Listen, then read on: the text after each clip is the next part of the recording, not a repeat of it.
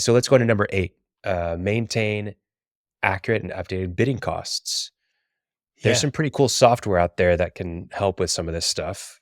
I know for some roofing companies and other remodelers, they're using Xactimate, um, and it's essentially a nationwide database of what materials cost every single place in the US. Like you can get down to the city. If I'm going to Home Depot, what is the cost of sheetrock for, just a one piece of sheetrock, right? Every and so basically you can build out all of your bids with accurately updated pricing every month, I believe, is when they update it, Yeah, it goes using out that and software. scrapes all those Yeah. websites, right? Well, And yeah, and then it's directly linked into you can build out an Xactimate and send it directly to the supply house, I believe, and they'll fulfill the order. So it's tied in directly to the supply houses as well. well, I knew a guy about 8 years ago in Colorado. He's a client for a while, software developer, and that's what he was doing, building software to go scrape prices for Yeah. people. And I don't know if he's still around or not. Well, it'll even do Sounds labor like, too. Like, what is labor typically like right now for, the industry? They're doing market research and stuff like that. And usually I've heard pushback from some people like, man, it's expensive and all this stuff. But at the end of the day, like uh, just build it into your your pricing, because it's going to help you. It's going to save you from well, misbidding. the reason this is on here, and we're talking about saving 1%, you can save a lot more than that routinely, because I'm always keenly interested in how people bid jobs. Hmm. Where did you get that number? I like to find the actual cost of things, labor hours, there's an estimate in there, but material, what's it actually cost?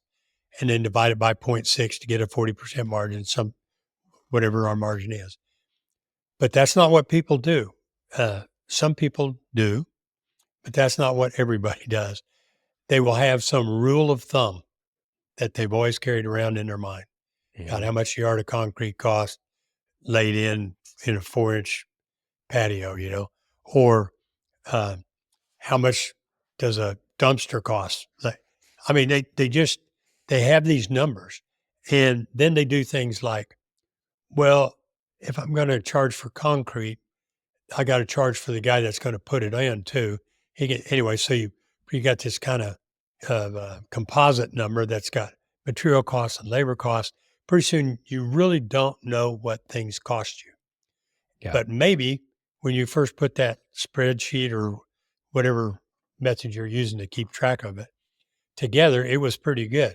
Pretty soon that was a month ago, and pretty soon that was 6 months ago, and pretty soon you've updated some of it, but some of it's been there for a year, and you have completely lost control of your costs. And the Mhm. way it hurts you is you're going to get billed at the higher, and they're usually higher. You're going to get billed at the higher rate, whether you updated your spreadsheet or not. So making sure of your cost, that really in bidding and in successful business, one of the first things is you have to know your cost, period. Yeah. That should seem obvious, but a lot of people don't. So trying to find a way to, and Xactimate sounds perfect. Yeah, it's literally what all the insurance providers use whenever they do claims and getting an estimate of what they're gonna give you on your money. Usually, they're undercutting that, and then if a contractor has Xactimate, they can help you on your claim, say, "Hey, this is exactly what it's gonna cost to do." Right. And then State Farm's like, "Okay, you're right." And they raise it. Oh, our mistake. Our mistake. Yeah, Rounding error. round Yeah. by Always down. $10,000 on the $15,000 job.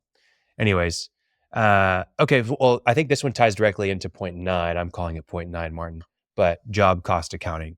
So, uh, why don't you just explain job cost accounting? Because I think we all know how hard it is just to keep really good books, but to go that extra step of doing job cost accounting.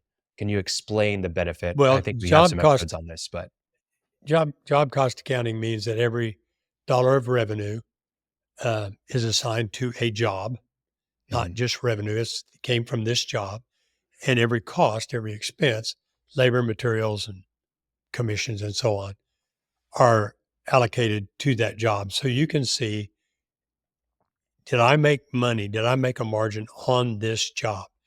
And where it's really, really useful is we sit around and think, oh, I'm bidding these at 40% with a 40% margin, or Tom Reaver says 50% margin, or 35% margin, whatever you bid it for.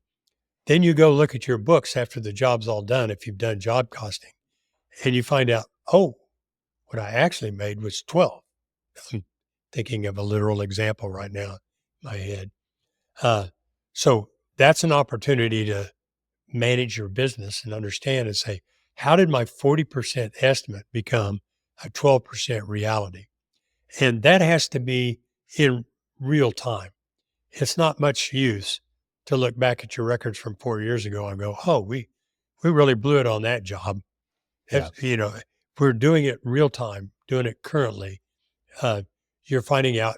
I mean, Deming says you can't measure or can't manage what you don't measure. Mhm. And if you're not measuring by profitability per job, you can't manage it in a discussion. So it's an opportunity to take a look, get better at your bidding and get your margins up.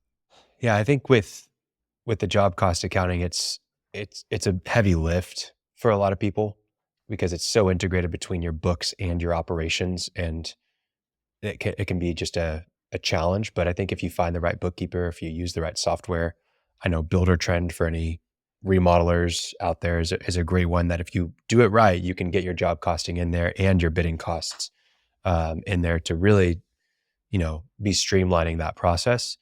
But if you're not tracking it, you don't know if you're profitable on that project or not. I think another thing to mention with this and with all of these is just the timing of things, of how, yes, you may be profitable on that job, but just the timing of this can affect your bottom line at net profit in terms of every month having that overhead kick over. And so getting better at a lot of these things, if you can just get things tighter in your timeline, you'll notice a higher net profit for that Uh, too on the monthly Absolutely. basis. Yep. So last one, point 10, using checklists. We had I think a whole episode on checklists way back when, but yeah, I've got an interesting analogy, but I'll let you start. What are checklists and why are they important? Well, a checklist, what they're not is a set of steps to do a process. That's not what they It's not are. an SOP. It's not an SOP, but it is um, something that will refresh people's memories in major categories. And what I like to think of is a truck leaving for a job. They have fuel, they will if they filled up overnight with the contractor. But do they have all the, did they have the address? Do they know where they're going? Do they have the materials they need? And the checklist, the way we described it in a prior episode, is really you got four guys in a truck, there are four guys standing around tailgate and go, okay, do we have the address? Do we have the material that we need? Do we have the generator and the gas? Do we have the special tools that we need? And four people nod, look at each other and nod. They may still miss something, but it's going to be all four of them, right? Well, that not having to come back. I mean, everybody listening, if you've been contracting for more than a week, you completely understand how it just destroys everything. If you go to a job, number of miles away and forgot whatever it was, right?